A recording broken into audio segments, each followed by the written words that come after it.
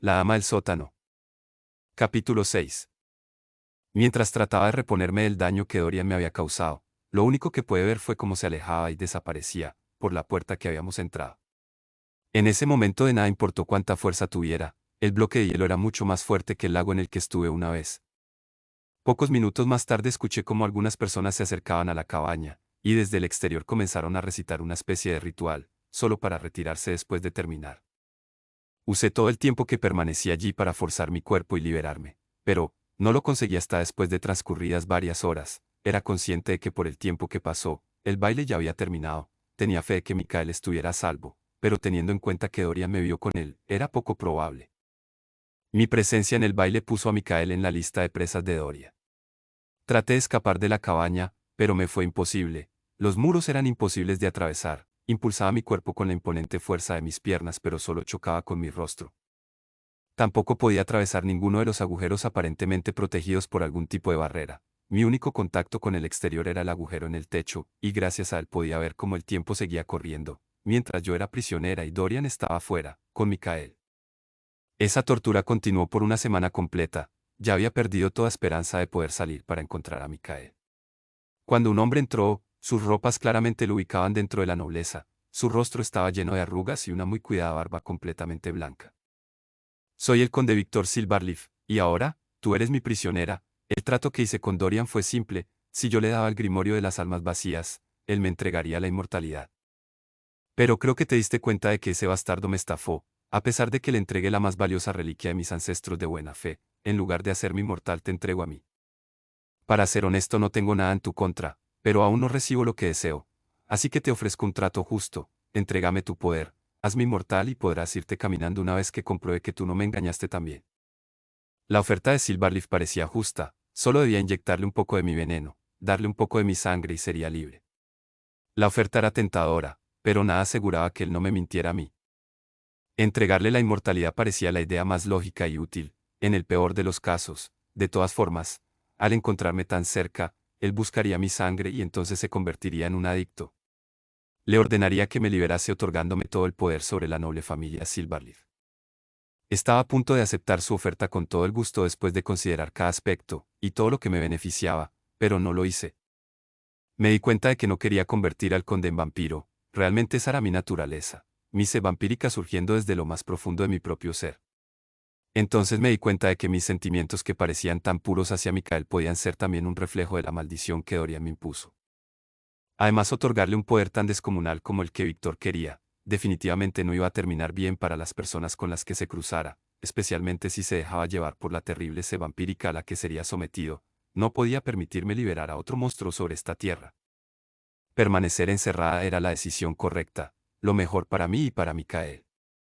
El conde no se rendía sin importar cuánto tiempo pasara. Yo por mi parte no había abierto mi boca en todo ese tiempo, solo pasaba mis días pensando en Mikael. Esperaba que Dorian lo hubiese dejado tranquilo y su vida continuara de la forma en que debería haber ocurrido al nunca conocerme. Y también pensaba en Arice, esperaba que me olvidara y siguiera con su vida inmortal. Traté de quedarme dormida, entrar en una especie de hibernación para ahorrar mis energías y tal vez, algún día alguien me liberaría. Pero Víctor me lanzó un hechizo, esperaba tratar de obligarme a abrir la boca para morder su brazo, sin saber cómo funcionaba realmente el proceso. De todas formas su hechizo salió mal, y desde entonces, todas las noches el círculo de la barrera me obliga a cantar durante una hora. Lo que Víctor no esperaba era que mi voz sería utilizada como medio de hipnosis acústica, sin importar que tratara de evitar el sonido. De todas formas todos en el castillo caerían profundamente dormido en segundos, sin ninguna excepción durante al menos 5 horas. Después de caer bajo el hechizo de Víctor, me rendí y dejé que mi cuerpo se quedara inmóvil. Mientras tanto Víctor esperaba que mis energías se agotaran por completo, y por la debilidad y el hambre lo mordería para alimentarme, entregándole su llave a la inmortalidad. Fue gracias a la educación que Arice me dio sobre mi propio cuerpo y habilidades que pude soportar todo el tiempo que soporté. Con el paso de los años, Víctor murió, pero su ambición fue heredada durante generaciones, hasta el día en que una pequeña de unos 6 años, la nueva heredera Silverleaf, entró por esa puerta. Ella me vio y se compadeció de mí.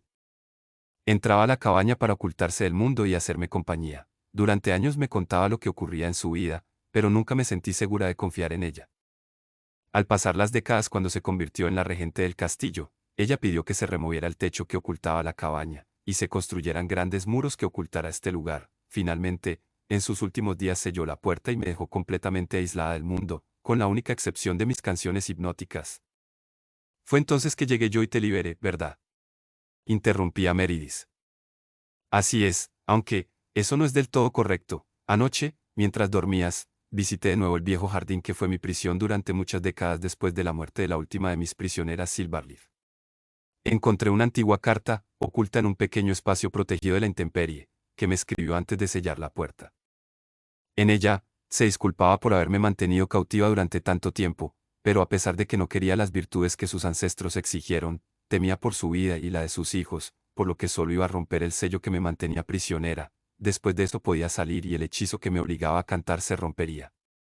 Entonces podía escapar por el techo abierto, diseñado específicamente para mi escape, solo me pedía que no lastimara a nadie. Lo lamento, de haber sabido que podía hacerlo, jamás te habría mordido. Las lágrimas se acumulaban sobre los párpados inferiores de Meridis. Realmente sentía que se arrepentía de lo que me había hecho. Eso ya ha pasado, no podemos cambiar nada, es tarde, ve a descansar y hablaremos de nuevo mañana. Escuchar la otra parte de la historia de Meridis me convenció de que al igual que yo, ella era solo una víctima, según lo que me había dicho antes el veneno que corría por mi cuerpo me hacía inmune a su hipnosis natural. Y si no estaba hipnotizándome activamente durante toda la conversación, entonces no tenía razones para pensar que mentía. De todas formas, si quisiera ya me habría matado en cualquier momento. La historia de Meridis me pareció intrigante, por lo que revisé lo que decía la historia del conde Mikael de Fiodor. Me sorprendió bastante encontrar que según la historia, después de cumplir los 22 años, al regresar de un baile en tierras de los Silverleaf, el conde de Fiodor gastó su fortuna entera tratando de encontrar a una joven de cuya existencia solo se tenía un retrato que el mismo conde había pintado. Después de dilapidar la fortuna de su familia durante años, su padre lo desheredó y entonces el conde desapareció del registro, dado por muerto y cediendo su lugar a su hermano menor. Hice otras investigaciones y a la mañana siguiente le conté a Meridis lo que había sucedido con el conde según los registros históricos. Él murió como humano. Meridis fue incapaz de contener el llanto y una sonrisa de clara felicidad, por el bienestar de Mikael después de su encuentro con Dorian. Es algo costoso, pero también encontré un doctor que puede regresarte tus brazos, sin necesidad de lastimar a nadie. Le dije a Meridis para tratar de levantarle el ánimo después de las malas noticias.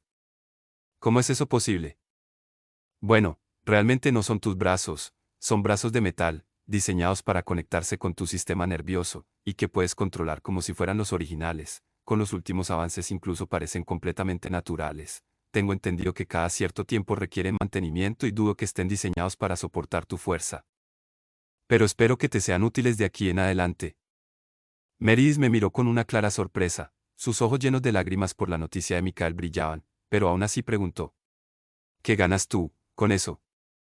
Quiero esperar a que tengas tus brazos para pedirte algo, aún así no estás obligada a aceptar antes de escuchar mi petición, por tanto, si te rehusas a aceptar mi petición, puedes conservar tus extremidades como un obsequio de bienvenida a este nuevo mundo. Después de varios minutos de lo que pareció una eternidad, Meridis aceptó mi oferta. Con eso pude llamar al Dr. Adolf, un doctor que perdió su licencia por hacer modificaciones corporales ilegales y que por tanto necesitaba el dinero. Fue fácil de convencer para que aceptara realizar la operación en el castillo, y una vez llegó para la cirugía Meridis lo hipnotizó para que no se sorprendiera con sus habilidades de regeneración y las olvidara después de terminar. Tras la partida del doctor a Meridis le costó un par de días recuperarse de la cirugía. Durante ese tiempo le ofrecí alimentarse con mi sangre, a lo que ella solo aceptó un poco. Pasamos las próximas semanas haciendo diferentes actividades para permitir que ella se adaptara a sus nuevas extremidades.